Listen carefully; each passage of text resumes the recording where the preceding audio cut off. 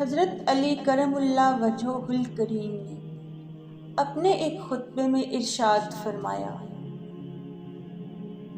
میں گواہی دیتا ہوں کہ اللہ کے سوا کوئی معبود نہیں۔ ایسی گواہی جس میں ظاہر و باطن یکساں اور دل و زباں ہم نوا ہیں۔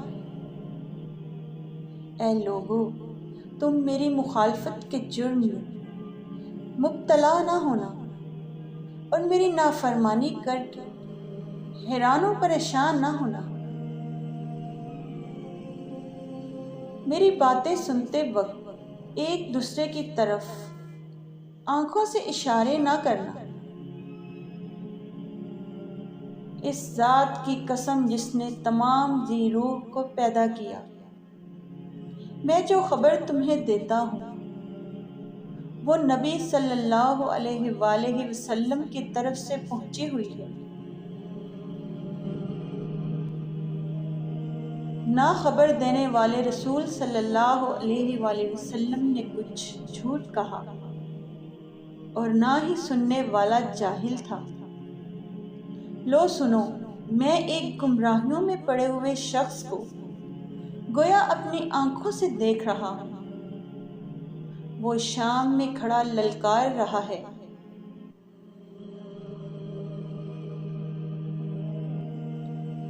اس نے اپنے جھنڈے کوفہ کے میدانوں میں گاڑ دیے ہیں۔ چنانچہ جب اس کا منہ پھاڑ کھانے کو کھل گیا اور اس کی لگام کا دہانہ مضبوط ہو گیا اور زمین میں اس کی پامالیاں سخت سے سخت ہو گئیں،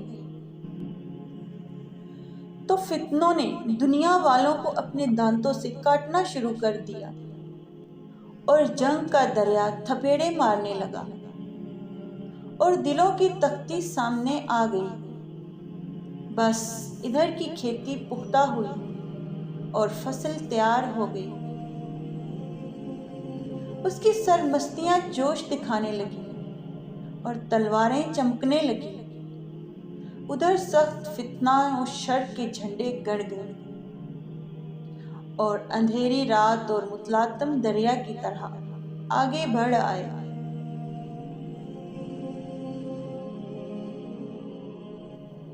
اس کے علاوہ اور کتنے تیز جھکڑ کوفہ کو اکھیڑ ڈالیں گے اور کتنی سخت آندھیاں اس میں آئیں گی اور عنقریب جماعتوں سے گت جائیں گی اور کھڑی کھیتیوں کو کاٹ دیا جائے گا۔